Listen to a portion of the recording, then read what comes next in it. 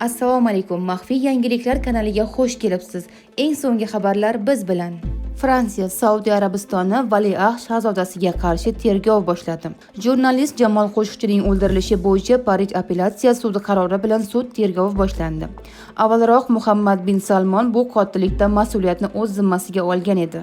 Saudiya Arabistoni valiahd shahzodasi Muhammad bin Salmon Ol Saudga nisbatan Istanbulda The Washington Post jurnalisti Jamol Qoshiqchining o'ldirilishi bo'yicha Parij appelyatsiya sudi qarori bilan sud tergovi boshlandi. Bu haqda AFP xabar berdi. Milliy aksilterror boshqarmasi tomonidan tergov qilinayotgan qiynoqlar va majburiy bedarak yo'qolishlar haqidagi shikoyat yuzasidan tekshiruv o'tkazilishi lozim deyilgan xabarda.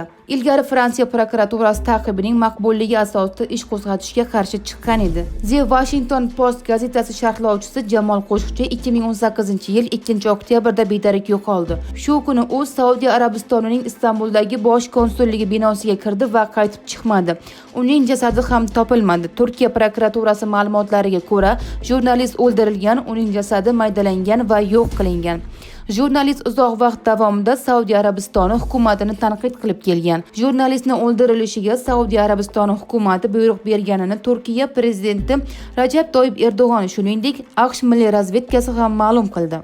Saudiya Arabistoni valiahd shahzodasi Muhammad bin Salmon Turkiyaning Istanbul shahrida saudiyalik jurnalist Jamol Qoshiqchini qo'lga olish yoki o'ldirish operatsiyasini ma'qullagan deb hisoblaymiz, deyiladi Amerika razvedkasi hisobotida. Jurnalistning g'oyib bo'lishi va bunga Ar-Riyodning aloqadorligi haqidagi xabarlar dunyoda katta shov-shuvlarga sabab bo'ldi. Shu paytda 15H rahbari bo'lgan Christian Lagarde, shuningdek, Google va Ford kabi bir qator Amerika kompaniyalarining top menejerlari Saudiya Arabistoniga rejalashtirilgan sayohatidan voz kechishdi. Muhammad bin Salmon 1-marta 2019-yil sentyabr oyida Qoshiqchining o'ldirilishi haqida ochiq fikr bildirdi. Men barcha mas'uliyatni o'z zimmamga olaman, chunki men xizmat vazifamni bajarayotganimda sodir bo'lgan, deyilgan xabarda.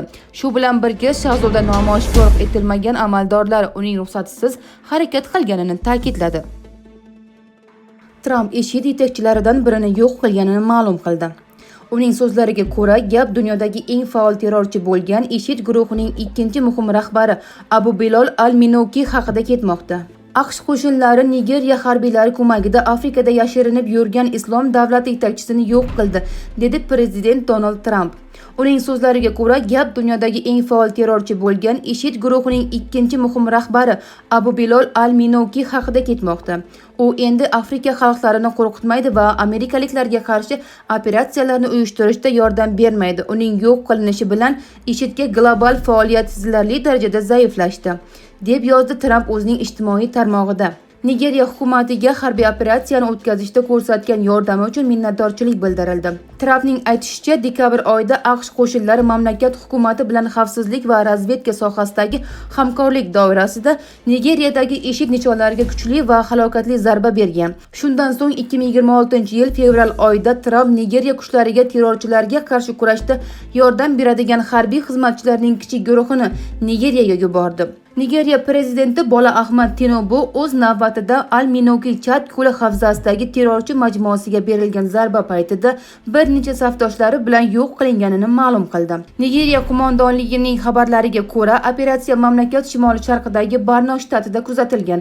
Ushbu mintaqada Boko Haram terrorchilik guruhi va undan ajralib chiqqan Harbiy Afrika Islom davlati guruhi boshchiligidagi isyonchilar harakati 17 yildan beri davom etmoqda. Oqibatda minglab odamlar halok bo'ldi va 2 million kishi o'z uyini tark etishga majbur bo'lgan, deb yozyapti Reuters. Nigeriya fuqarosi al-Minukining o'zi 2023-yilda sobiq prezident Jo Bayden ma'muriyati tomonidan o'ta xavfli xalqaro terrorchilar ro'yxatiga kiritilgan edi.